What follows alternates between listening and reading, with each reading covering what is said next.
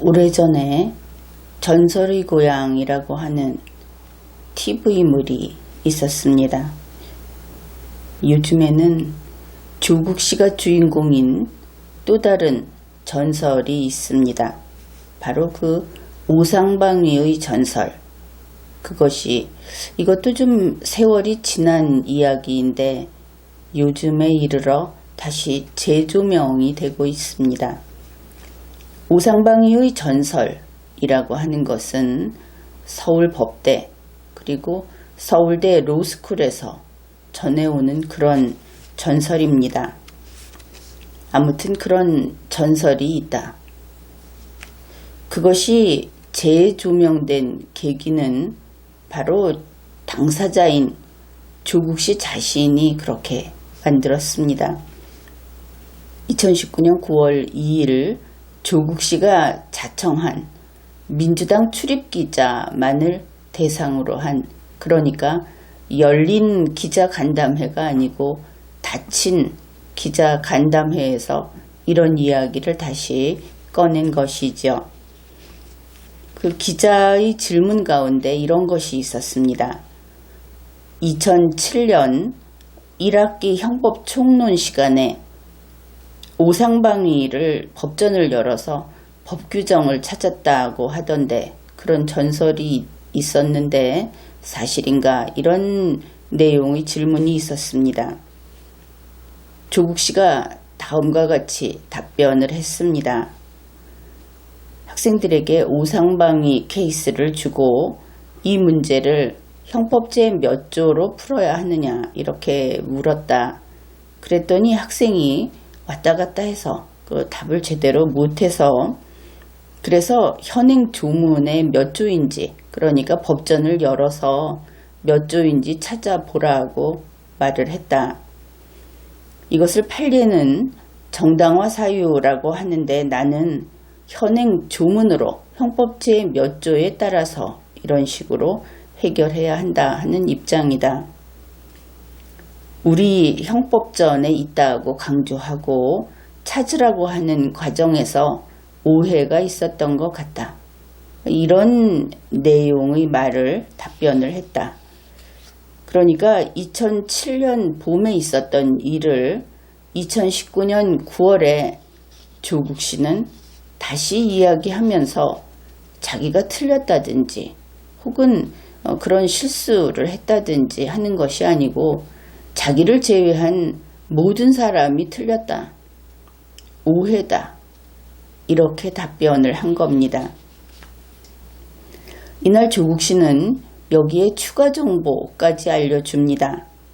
바로 이 오상방위, 이것과 관련해서 판례평석을 쓴 것이 있다, 그렇게 이야기를 한 것이죠.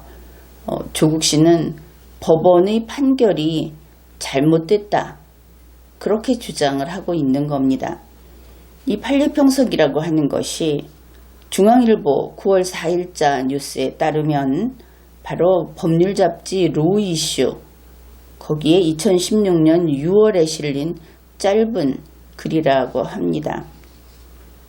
그래서 그 내용이 대법원의 판례 법리를 조국 씨가 비판을 하면서 형법 제16조가 적용되는 그런 상황으로 이해하자, 이렇게 주장을 했다. 뉴스에 그렇게 소개가 되어 있습니다. 그러면 여기까지 보면 그 전설이 시작된 것은 2007년입니다. 2007년의 사건을 2016년에 이르러서도 역시 고집을 하면서 자기 주장이 옳다, 그 법률 잡지에 그런 글을 올린 것입니다. 그런데 2019년이 돼서 스스로 자청한 이 간담회에서도 여전히 자기가 옳다, 이렇게 고집하는 것을 알 수 있습니다. 아주 집요하다, 그것을 알 수 있죠.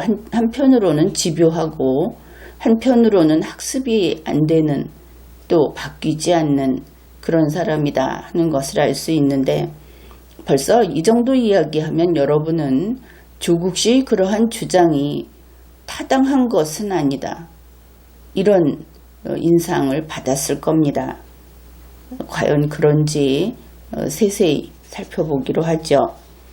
이 서울대에서 서울법대부터 현재의 로스쿨까지 전해오는 조국식으로 인해서 그래서 비롯된 우상방위의 전설, 그 내용이 무엇인지부터 살펴보기로 합시다. 2007년 1학기니까 봄쯤 되겠죠. 아무튼 여름방학하기 전까지 1학기 이렇게 봅시다. 그때 조국씨가 06학번 2007년인데 06학번 학생에게 질문을 했습니다. 우상방위 사례에서 행위자, 그러니까 어떤 범죄 혐의를 받고 있는 사람 이렇게 되겠죠. 그의 죄책이 무엇인가 이렇게 물었다고 합니다. 그때 어떤 사례를 이야기했는지는 이번 뉴스에는 나와 있지 않고, 그래서 일반적인 예를 들어서 우상방위가 어떤 경우인지를 이야기해 보기로 합시다. 전형적으로 교과서에서 소개하는 것은 이런 유형입니다. A씨와 B씨가 있다. 일단 A씨가 B씨에게 장난감 권총을 겨누면서 위협을 합니다. 그러면서 돈을 내놔라. 강도처럼 보이죠. 그렇게 했을 때 B씨는 어떤 것이냐 하면은 정말 돈을 뺏는다든지 또 A씨는 또 B씨를 그 장난감 권총으로 죽인다든지 하는 그런 것이 아니고 시험을 해보려고 이런 행위를 한 것이다. 이렇게 설정이 되어 있습니다. 그런데 당하는 입장에서는 다를 수 있겠죠. 그 사정을 모르니까. 그래서 이때 그 상대방이 자기를 향해서 권총을 겨누면서 돈 내놔라 하니까 위험을 느끼고 A씨를 사살해 버렸습니다. 이 예를 이렇게 소개를 하면은 여러분은 아마도 이 예가 분명히 이것은 서구에서 온 판례구나 이런 것을 느낄 수 있을 겁니다. 대체로 이 출발은 독일이라든지 혹은 영미권 자기 방어를 직접 하는 그런 곳에서 먼저 시작된 것이 대부분입니다. 이렇게 돼서 B씨는 A씨를 사살했으니까 B씨는 이럴 때 뭐라고 주장을 하느냐 하면은 정당방위였다. 이렇게 주장을 하는 것이죠. 그런데 문제는 그것은 B씨 혼자의 생각이었다 하는 것입니다. A씨는 나중에 보면은 장난감 권총을 들고 있다가 총에 맞아 죽든지 아무튼 살해가 된 겁니다. 반격으로. 그래서 이때 난감해지는 것이죠. 정당방위 상황이 존재하지 않았다. 그러니 정당방위가 될 수 없습니다. 그렇겠죠. 그러니 B씨는 A씨를 죽이겠다고 덤벼든 것이 아니고 자기 목숨을 지키겠다고 반격을 한 것이고 결과는 자기 손으로 상대방을 살해한 것이고 사람이 죽은 것이고 이런 상황이 되고 맙니다. 대략 이런 것을 우상방위다.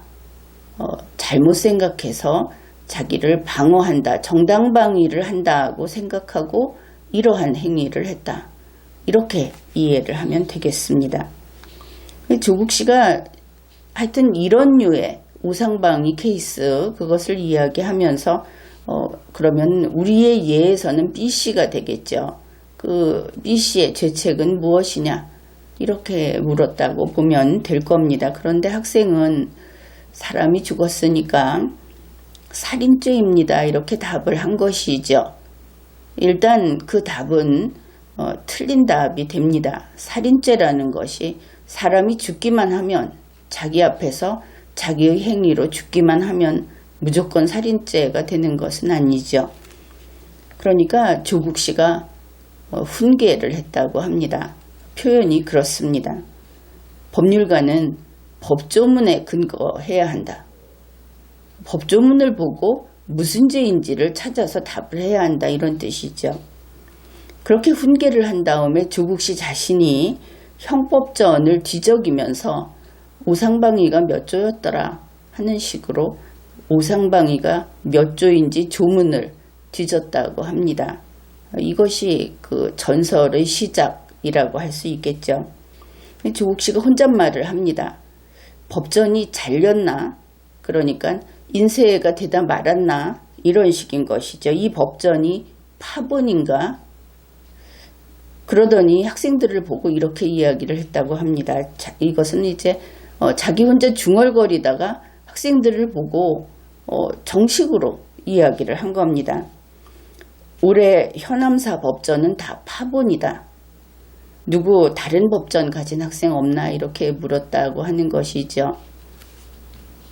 그래서 이 장면을 지켜보던 학생 중에 한 학생이 교수님, 오상방이는 형법전에 없는 건데요. 이렇게 이야기를 했더니 조국 씨가 불쾌감을 나타냈다. 여기까지입니다. 이 대략의 내용은 중앙일보를 참조하면 될 겁니다. 그러니 조국 씨, 자기가 몰랐으면서 그 점을 인정하지 않는 사람이다 하는 것이 분명하죠. 지금도 그 점은 여전한 것 같습니다. 그리고 한 가지 더 있죠. 법률로 규정되지 않는 오상방위가 형법전에 없다고 해서 그것을 형법전이 파본이다. 이렇게 이야기를 한 겁니다. 이것은 상당히 중대한 부분입니다. 누구나 그렇게 판단을 한다 하는 것이 또 이번에 우리가 살펴볼 그 임무영 검사의 글에서도 확인이 됩니다. 이러한 오상방위의 전설을 통해서 우리가 조국 씨의 성격은 이렇다. 조국 씨는 이런 성격의 인물이다. 이런 것을 읽어낼 수 있는데 조국 씨하고 법대 동기인 임무영 검사가 이 프로스에 글을 썼습니다. 그리고 이것이 보도되었죠.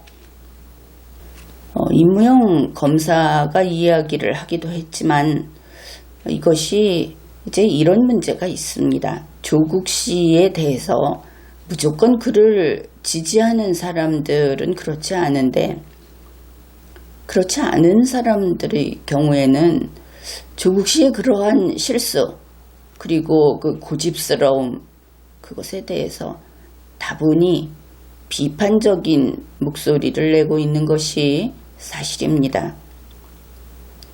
그런데 법을 전공한 사람들의 입장에서는 그런 실수 그것이 그렇게 큰 것은 아닙니다. 실수할 수도 있고 또 정말 한참 동안 자기가 몰랐다 하는 것을 깨닫지 못할 수도 있습니다. 그런데 문제는 그러한 경우에 어떻게 대처하고 어떻게 처리하는가 또 그것이 능력이 아니겠습니까? 일반인들은 조국 씨가 오상방위가 법전에 없다는 것을 몰랐다. 대학교 1학년 정도만 돼도 나도 아는데 몰랐다. 이렇게 이야기를 하는데 그러한 비판, 그러한 비난은 어쩌면 좀 성급한 것이 아닌가. 오히려 그런 점을 지적해 두고 싶습니다. 임무영 검사의 이야기를 같이 듣고 생각해 보기로 하죠. 그는 이렇게 말을 했습니다. 오상방위가 형법전에 없다. 조문에 없는 강학사항의 개념이라는 것을 조국 씨가 몰랐다.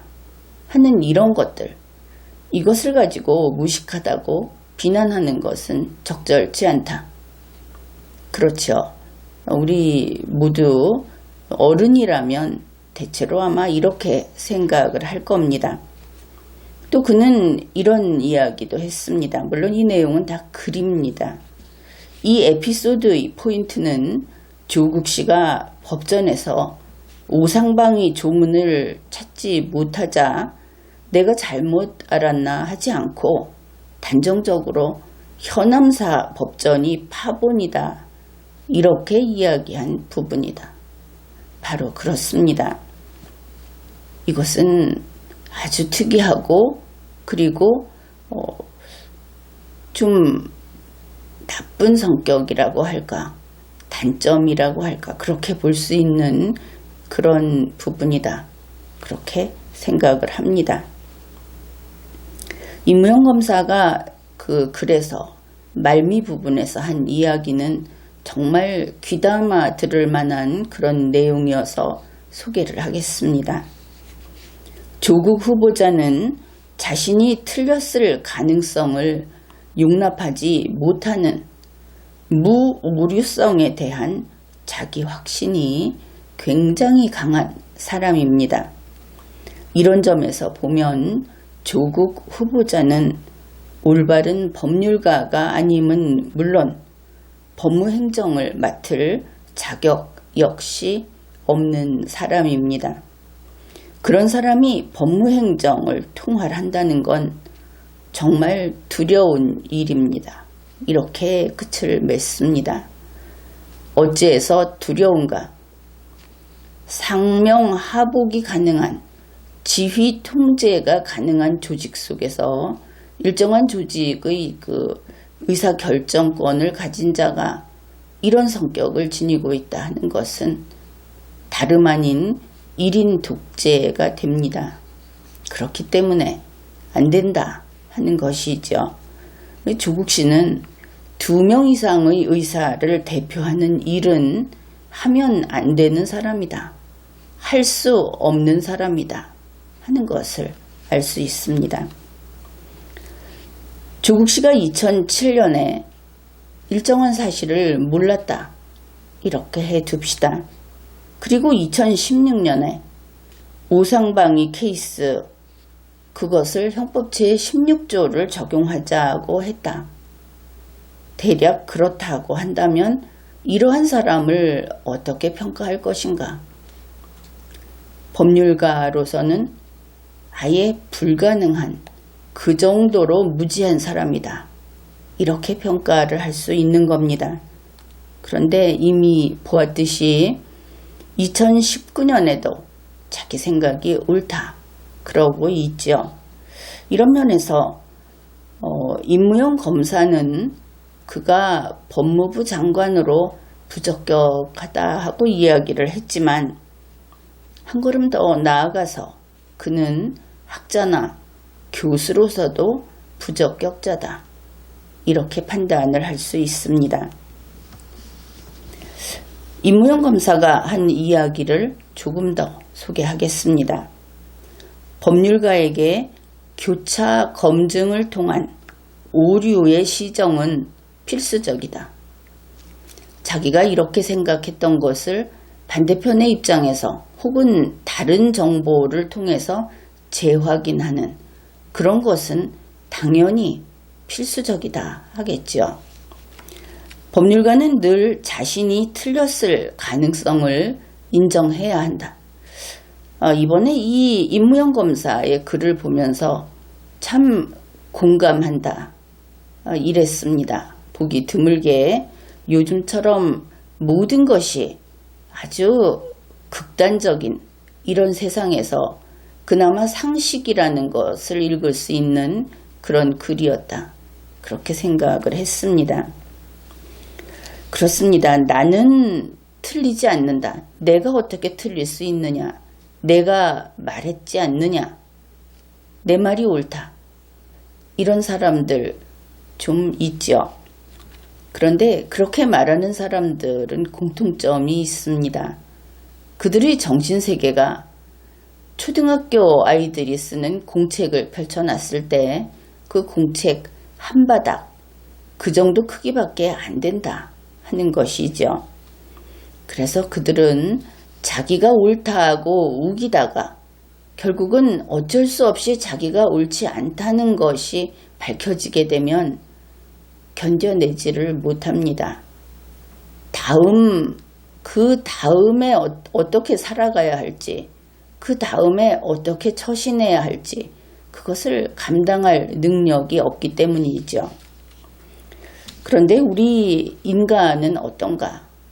지금처럼 정보가 넘쳐나는 시대라고 하더라도 우리 인간이, 우리 한 사람 한 사람이 알고 있는 그 지식이라고 하는 것은 세상에 존재하는 우리가 알아야 할 것들하고 비교를 해보면 겨우 한 손에 쥘 수 있을 정도, 한 움큼에 불과하다. 그런데 이런 생각 해보셨습니까? 내가 알고 있는 겨우 한 움큼의 이 지식이 불과 몇 분 후에 아니 이것은 틀렸더라 하고 그 잘못됐다 하는 것을 인정해야만 할 그런 것으로 될 수 있고 또 종종 그런 식으로 된다. 그런 생각을 해보았는지 모르겠습니다. 바로 이러한 사실을 우리는 늘 기억하고 그렇게 살아가야 하겠죠. 그러니 매일매일 새로이 학습할 수밖에 없는 겁니다. 이렇게 해서 서울대의 또 조국의 우상방위 전설, 이것은 대략 이야기가 끝이 났습니다.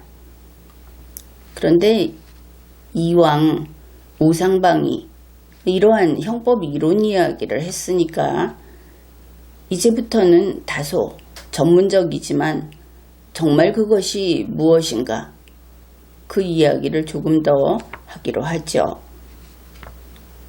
이것을 한번 쓱 듣고 이해했다. 또 지금은 사전을 찾아보든지 인터넷 검색을 하든지 하면은 법에 대해서 알고 있다고 생각하는 또 그런 정보를 얻을 수 있는 길도 있고 그렇게 생각하는 사람도 많은 것을 알고 있습니다. 그렇기는 한데 그것이 아니다. 이렇게 생각을 좀 해보는 것이 좋겠다. 그러니까 이해했다고 생각을 하면 혹시 그것이 아닐까? 왜냐하면 10중 8구 이해 못했다. 이렇게 이야기를 해두겠습니다. 뭐 그렇더라도 이야기를 하기로 하죠. 이 오상방위라고 하는 것이 형법 이론에서 위법성 조각사유 전제사실에 관한 착오, 그래서 이것을 법대생들은 흔히 줄여서 위전착 이렇게 세 글자로 표현을 합니다. 그런 이야기인 것이죠. 말이 굉장히 복잡하죠. 앞에서 오상방위가 어떤 경우를 이야기하는지 그냥 그것만 알고 있으면 그런 경우다. 이렇게 보면은 나름대로 뜻은 이해한 것이라고 하겠습니다. 지금 이야기하려는 것은 이런 것이죠. 위법성이라는 것을 생각해 봅시다. 뭐 형법 교과서를 편다든지 법률 용어사전을 펴서 나오는 그런 것이 아니고 그냥 여러분 머리로 그냥 맨손으로 맨머리로 생각을 해보자 하는 것이죠. 그것이 진짜 생각하는 능력이니까. 그 위법성이라고 하는 것은 법에 위반한 성질, 법에 위반한 것 이렇게 되겠죠. 그러면은 이 위법성이라고 하는 것은 어떨까? 내가 위법성, 이것이 위법하다고 내가 판단을 하면 위법하고 내가 그렇지 않다고 하면 위법하지 않은 것일까? 그렇지 않겠죠. 위법성이라고 하는 것은 일률적으로 정해집니다. 여러분 각자하고 상관없이 뭐 쉽게 말해서 국가 차원에서 정해진다 이렇게 보면 되겠습니다. 객관적으로 정해지는 것이죠. 그래서 어떤 것이 위법하다 하는 것은 개인에 따라서 나는 다르게 생각해 이런 것이 의미가 없습니다. 개인에 따라서 좌우되지 않는다 하는 것이죠. 그런데 위법성 인식이라고 하는 것은 이제 달라집니다. 개인이 인식하는 겁니다. 이것이 위법하다고 생각을 하든지 혹은 그렇지 않다고 생각을 하든지, 그래서 이것은 구체적이고 현실적인 문제라고 할 수 있죠. 그래서 이 개인들이 위법성을 인식할 때 지금 내가 하는 이 행위는 위법하다 라고 판단하는 것은 가령 홍길동 씨가 위법하다고 판단하는 것이 객관적으로 정말 정답이다 이렇게 말할 수 없죠. 바로 그런 겁니다. 그러니 이 과정에서는 그가 지식이 있든 혹은 판단력이 어떻든 이런 것들과 관련해서 착오가 발생하게 됩니다. 정상적으로 딱 3cm, 딱 1m 이런 것이 쉽지 않듯이 마찬가지인 것이죠. 그래서 위법성을 인식함에 있어서 착오가 발생한다. 그리고 이것은 그러면 누구 문제가 됩니까? 위법성이라고 하는 이 나라에서는 가령 파란색 20이면 위법하다. 가령 이렇게 터무니없지만 이런 기준이 있다고 할 때 어떤 사람이 착오를 일으키면 파란색 20이라는 기준이 틀려서 착오를 일으키는 것인가? 그렇지 않겠죠. 온전히 이것은 착오를 일으키는 그 사람의 문제인 겁니다. 인간 개인의 문제인 것이죠.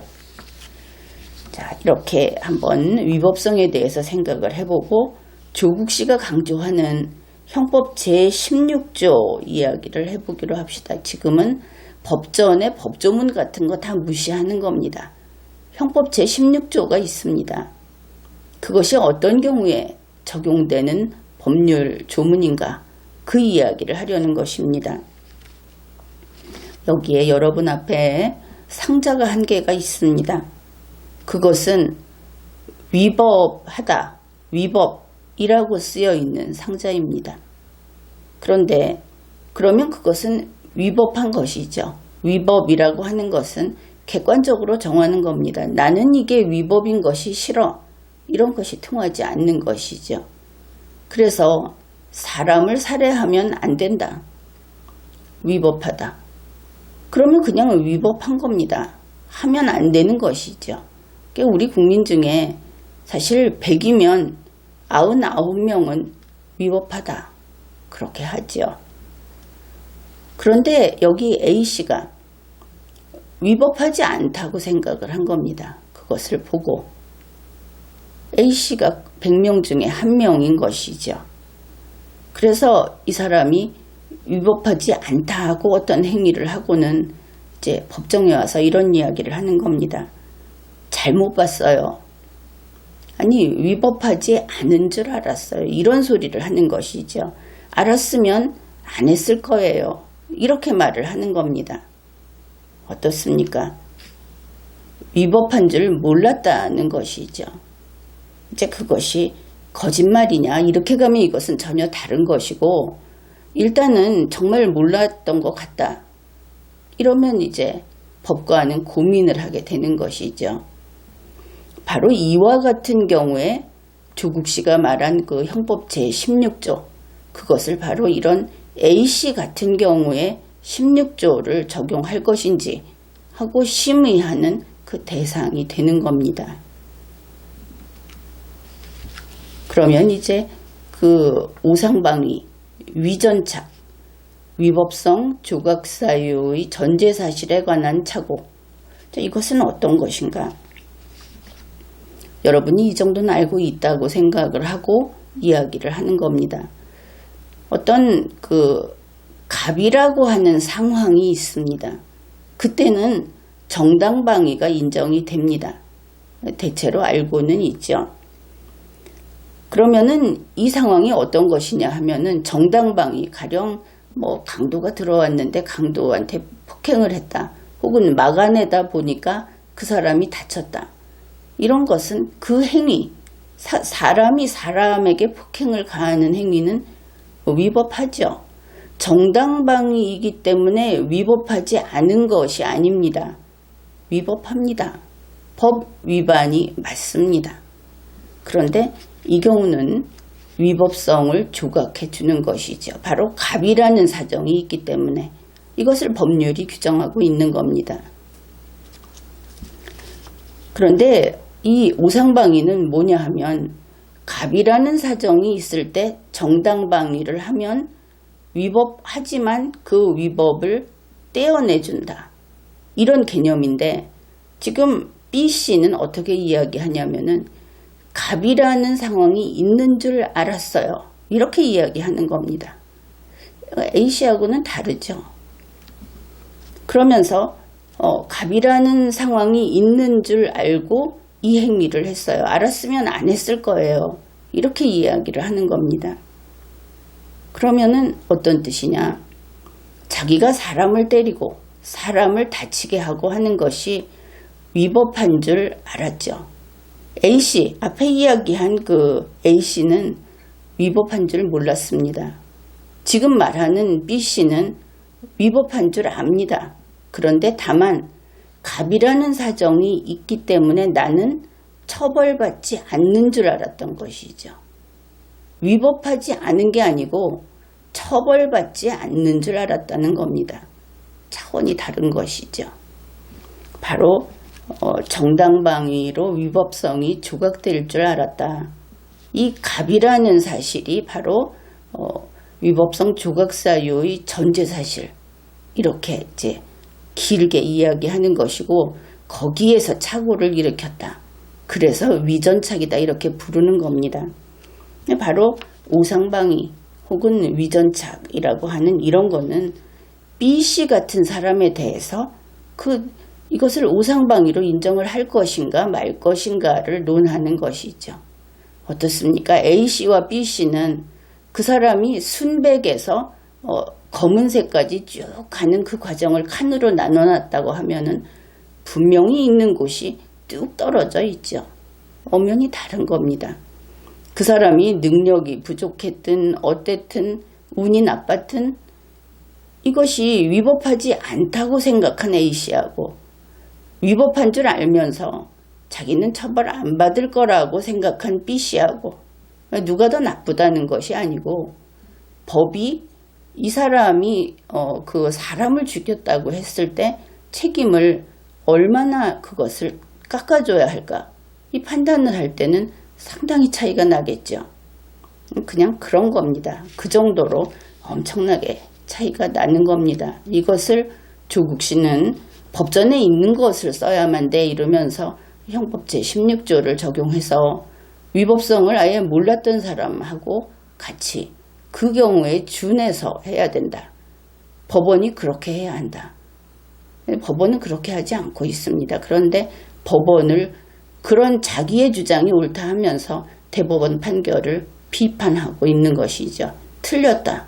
벌써 긴 세월 동안 그 주장을 계속하고 있는 겁니다. 그래서 법학자라면 이러한 오상방위 사례에다가 형법 제16조를 적용하자. 결과적으로 이것이 조국 씨가 왜 그런 주장을 하는지 이해를 못하는 것은 아닙니다. 법 이론을 떠나서 실제로 형벌을 정하게 될 때는 그것이 큰 차이가 없습니다. 왜냐하면 이 형벌이라는 것이 이제 그 법적 효과 이렇게 이야기를 할 때 그것이 뭐 대체로 과실범의 규정이 있고 과실이 있고 이렇게 되면은 그렇게 나오는 그 정도의 형을 과하기 때문에 결과에 있어서 비슷비슷합니다. 그러나 학자는 대충 결과를 보니 같더라. 가령 징역 3년인 모든 범죄는 그거나 마찬가지다. 이렇게 할 수 없는 것이죠. 이것은 큰일 날 소리를 하는 겁니다. 그래서 이렇게 법적 효과가 같으면 그게 그거다 하는 식으로 이야기하면 안 되는 것이죠. 이런 면에서 조국 씨는 어떤 우리가 뭐 흔히 말하는 내공이다 이런 이야기보다는 어떤 기초부터 리걸 마인드가 이렇게 차곡차곡 쌓여 있는 그런 부분이 텅 비어버린, 그래서 흔히 우리나라의 그 법학 교육이라는 것이 법학보다는 그 법 쪽의 일정한 직업 교육으로서의 성격을 지니다 보니까 이런 논리적인 능력이라든지 또 이런 훈련, 학문적인 훈련 이런 것들이 좀 안 돼 있어서 이런 주장을 하는 것이 아닌가. 개인의 성격도 영향을 미치지만 그런 생각을 하게 됩니다. 지금까지 리걸마인드 연구소였습니다.